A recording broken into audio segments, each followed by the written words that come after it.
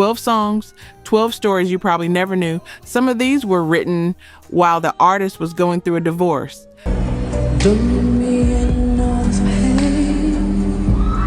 Some were recorded days before a stroke that would change everything.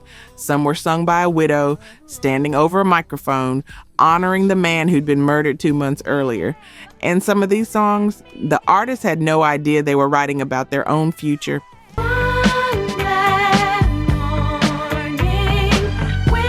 If you've ever wondered why certain R&B songs hit different, why certain melodies make you stop whatever you're doing and just feel, this is why. Let's go. It's so hard. Number 12, End of the Road, Boys 2 Men, 1992.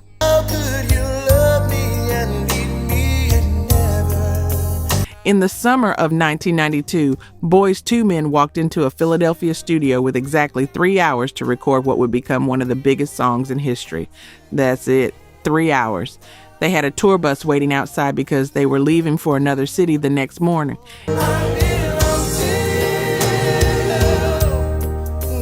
Here's what most people don't know. The writers of this song, Babyface and Daryl Simmons, weren't just pulling lyrics out of thin air.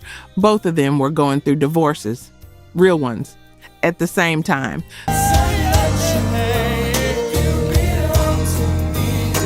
So when you hear those lines about watching love slip away, about begging someone not to leave, about reaching the end of the road, that wasn't fiction. That was two men processing their own heartbreak in real time.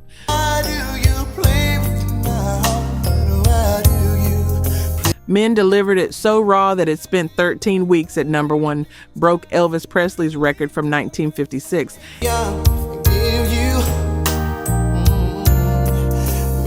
And if you've ever been in that moment where you know it's over, but you're still asking for one more chance, you know why this song still hurts.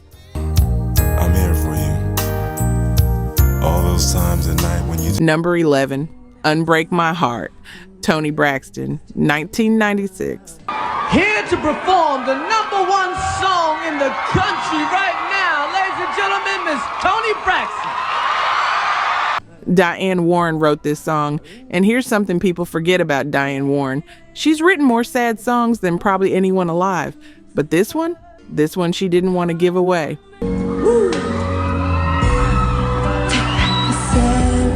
She played it for Toni Braxton in 1996, and Toni wasn't sure at first, as the melody was almost too heavy. The lyrics were almost too vulnerable, but she recorded it anyway.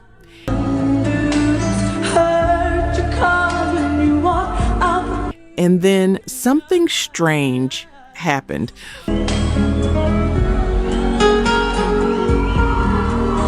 The song spent 11 weeks at number one. Okay, that part isn't strange, but what happened after? It became one of the most requested songs at funerals. Seriously. People started choosing this song to say goodbye to loved ones. The same song about romantic heartbreak became a universal anthem for loss. And I think that's because Toni didn't just sing it. She performed it like someone who understood grief on a level most people never have to experience.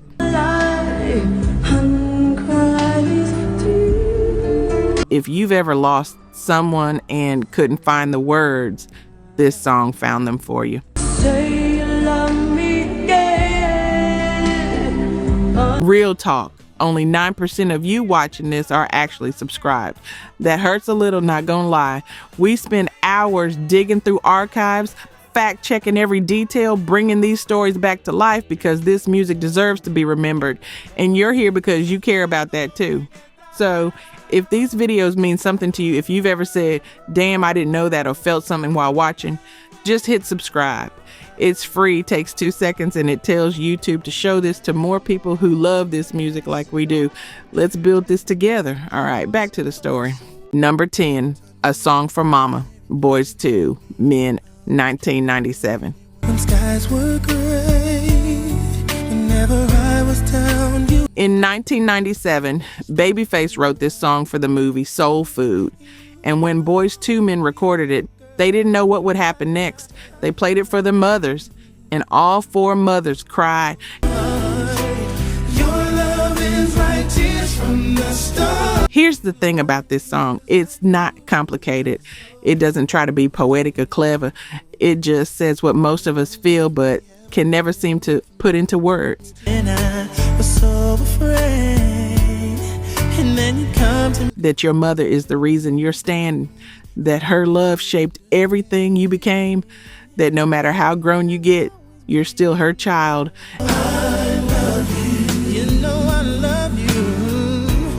And if you've ever sat at a wedding reception and watched a son dance with his mother to this song, you know. One else can be what you have been to me. You will always be. You've seen grown men break down. You've seen entire rooms go silent. Yes, it is. Yes, it is. Oh. Sean Stockman from the group said it best. He said there are certain concerts where if they don't sing this song, there'd be a riot. Because some songs aren't just songs, they're obligations, they're reminders, and this one reminds you to call your mother while you still can. Mama, you know Number 9, Missing You, Diana Ross, 1984. I've been away, I've been down and lonely. On April 1st, 1984, Marvin Gaye was shot and killed by his own father, one day before his 45th birthday. That remind me just to see a smile. The music industry went silent, and then Diana Ross called Lionel Richie. See, Diana and Marvin had history. They'd recorded an entire album together in 1973. Didn't understand just where you were trying to go. They were friends, real friends, and when he died, she couldn't process it alone.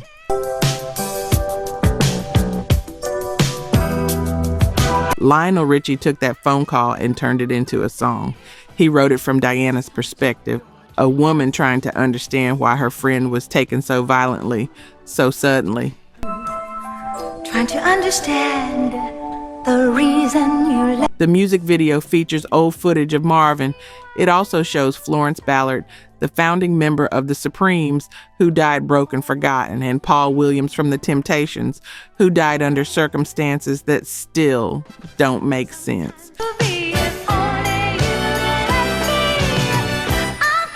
This wasn't just a tribute to Marvin. It was a tribute to everyone Motown lost too soon. And when Diana sings about memories keeping her warm, you believe her because she lived it. Tell me why the road turned. Tell me why the... Number 8, I'll Be Missing You. Puff Daddy, Faith Evans, and 112, 1997. Seems like yesterday we used to rock the show. I laced the track, you locked the flow. So March 9th, 1997. The Notorious B.I.G. is leaving a party in Los Angeles. A car pulls up, shots are fired, he's gone. 2 months later, Puff Daddy releases this song. And here's the part that breaks you. my thoughts bigger, just can't define. Wish I could turn back the hands of time. Faith Evans, the woman singing the chorus, that was Biggie's wife. She's standing in the studio singing about missing her husband while he's still being mourned.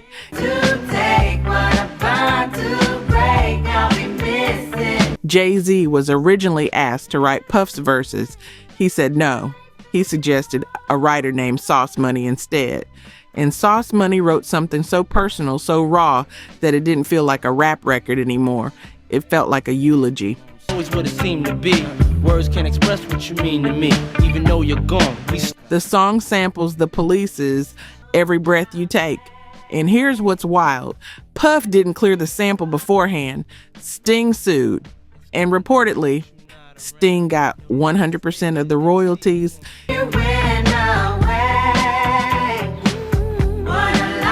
He later said he made about $5,000 a day from that song. But you know what? Nobody talks about the money when this song comes on. They talk about the summer of 1997. They talk about where they were when Biggie died. They talk about a widow singing her husband home. That's why this song still plays at funerals, at graduations, at moments when words aren't enough.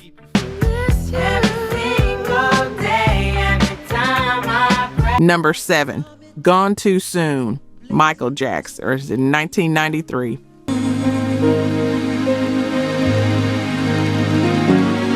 Ryan White was 13 years old when he was diagnosed with AIDS. Gone one night. He got it from a contaminated blood treatment for hemophilia. Not because of anything he did, just bad luck. Horrible, unthinkable luck. That is just beyond your. And when his school found out, they expelled him. Students threatened him. Families protested.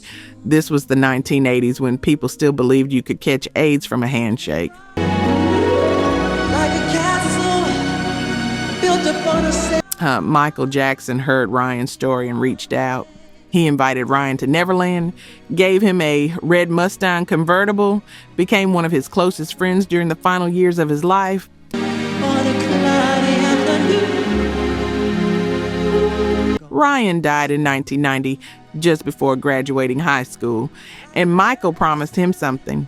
He said he would create a song in his honor, something the world would remember. Shining, sparkling, and spending. 2 years later, at Bill Clinton's inauguration, Michael performed Gone Too Soon, and before he sang, he spoke directly to the new president.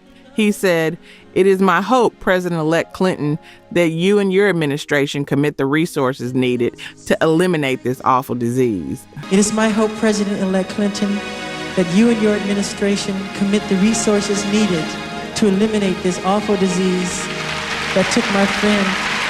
That wasn't just a performance. That was a plea from one man who lost a friend, asking the most powerful person in the country to help make sure it didn't happen to anyone else. Like a rainbow fade. And the last song Ryan White ever listened to, it was Michael Jackson's Man in the Mirror, playing from the tape deck of that red Mustang Michael gave him.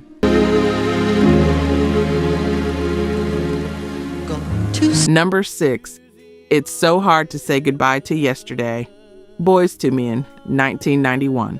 Do I say goodbye? This song was originally written for a 1975 movie called Cooley High.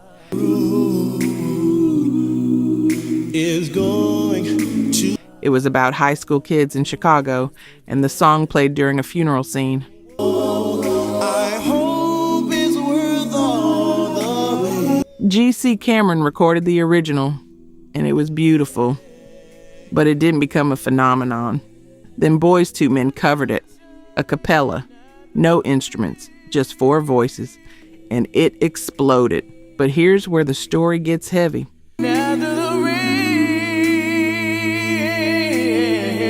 While the group was touring to support the song, their road manager, a man named Khalil Roundtree, was murdered in Chicago. It's so hard to. He was like a surrogate father to them. Their parents trusted him with their sons' careers, their safety, their lives, and he was gone. To yesterday. From that moment on, every single performance of It's So Hard to Say Goodbye to Yesterday was dedicated to him, and the song kept finding new meaning. I don't know where. In 2020, at the Grammy Awards, Boys to Men performed it alongside Alicia Keys. The ceremony was at the Staples Center in Los Angeles, where Kobe Bryant had played his entire career. To be my sunshine. Kobe had died in a helicopter crash that same morning.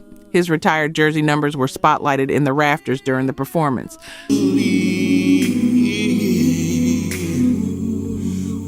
Some songs aren't written for one moment. They're written for all the moments we don't see coming.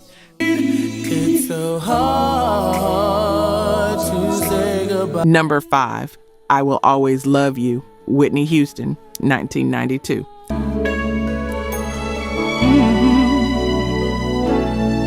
Dolly Parton wrote this song in 1973. It was beautiful then, but when Whitney Houston recorded it for the Bodyguard soundtrack in 1992, she transformed it into something else entirely, something almost unbearable.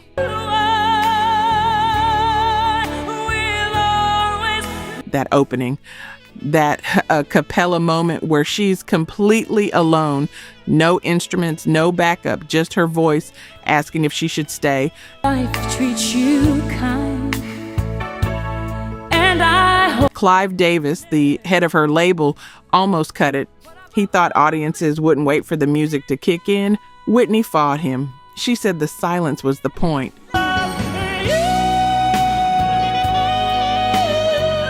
She was right.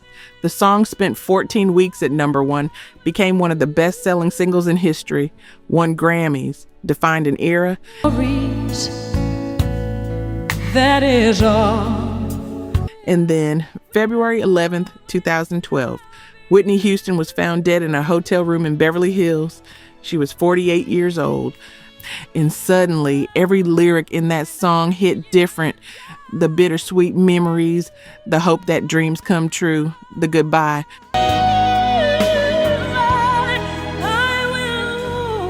She didn't write those words, but the way she sang them, it felt like she was saying goodbye to everyone who ever loved her, and maybe she was.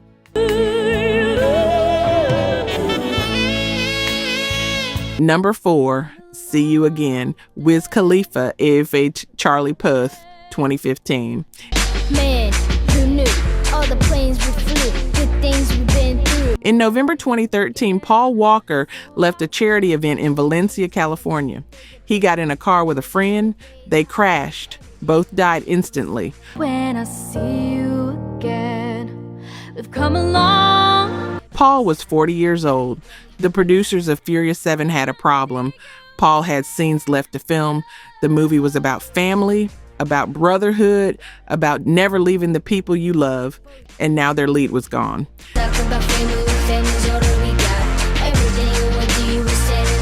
They brought in Paul's brothers to finish his scenes using digital effects, and they needed a song for the ending, the moment where Paul's character drives off into the sunset for the last time.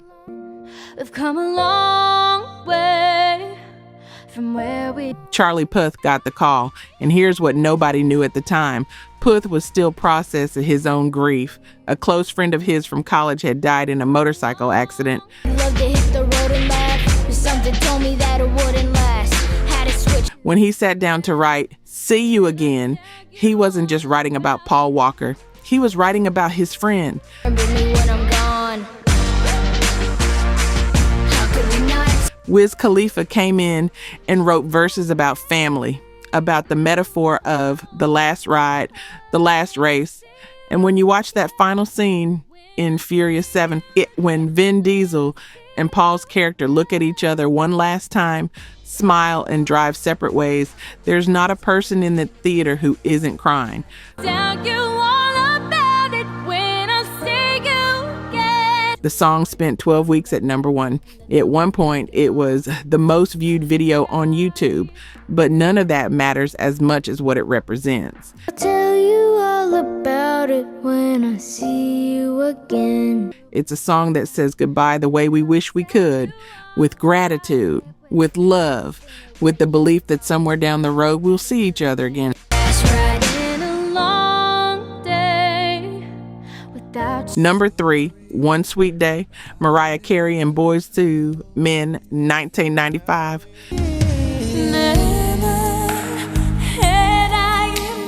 This song held the record for most weeks at #1 for 23 years, 16 weeks. Nobody could touch it until 2019, but that's not why it's on this list.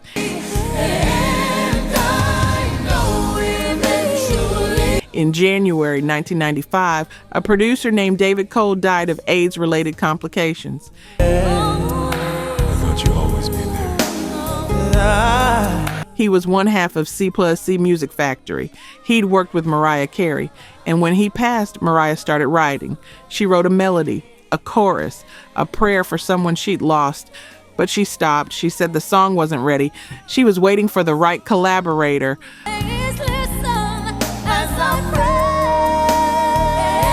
Around the same time, Nathan Morris from Boyz II Men was writing his own song about his road manager, Khalil Roundtree, the same man they'd lost to murder in Chicago. He had a melody, a message, words he needed to say. Assumed you'd always be there. When Mariah's team approached Boys to Set and meant about a collaboration, Nathan played his song. Mariah played hers. They were almost identical. Same theme, same emotional arc, same grief, processed thousands of miles apart, landing in the same place. So far away. They merged the two songs, recorded it in one session, and when they performed it at the Grammys, at Princess Diana's memorial service, at funerals and graduations, and moments of unbearable loss, it carried the weight of everyone who'd inspired it.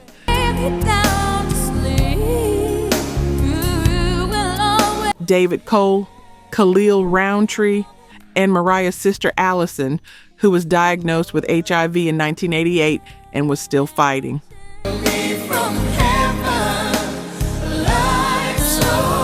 Some songs are about loss. This one was built from it.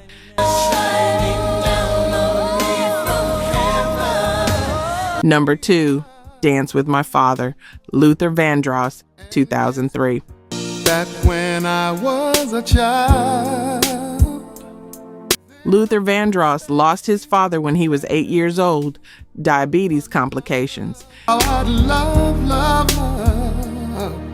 to dance with my. His dad was there one day, gone the next, and for the next 45 years, Luther carried that loss with him.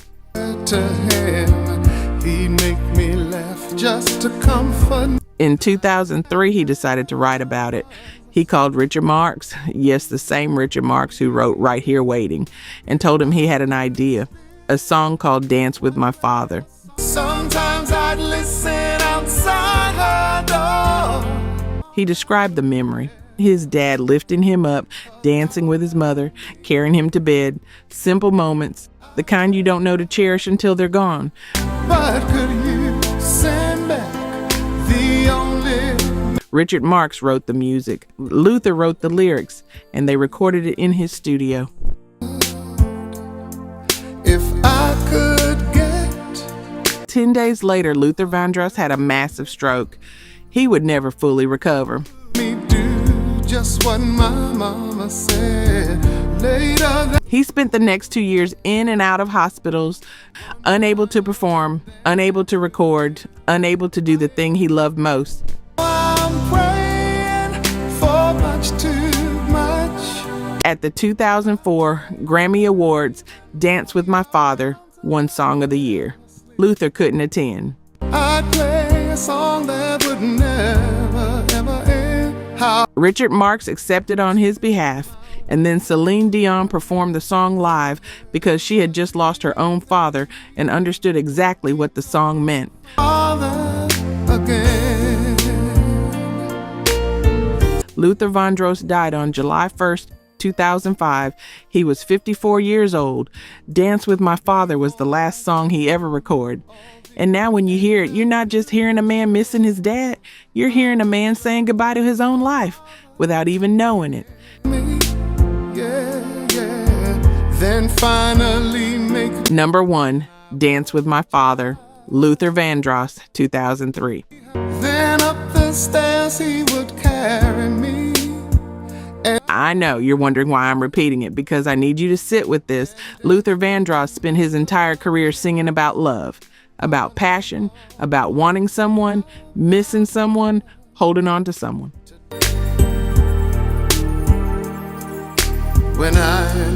But this song wasn't about romance. It was about a little boy who lost his father too soon and spent 50 years wishing he could have one more dance. If I could steal one. He recorded it 10 days before a stroke nearly killed him. He won Song of the Year but couldn't walk onto that stage to accept it. I pray for her. And when he died 2 years later, this was his legacy.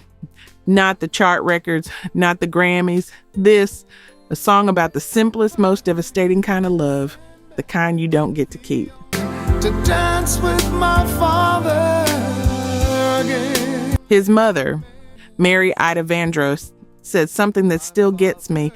She said she was amazed that Luther remembered so much. That at 7 years old, he could recall what a happy household they had, the dancing, the singing, the love. And that's what this song is. It's proof that the moments we think are ordinary and the ones we don't photograph, don't record, don't think to remember, those are the ones that matter most. Those are the ones we spend the rest of our lives trying to get back. I'm praying for much too much. If you've lost a parent, if you've lost anyone you loved before you were ready, you know exactly why this is number one. I'd play a song that would never, ever end. How I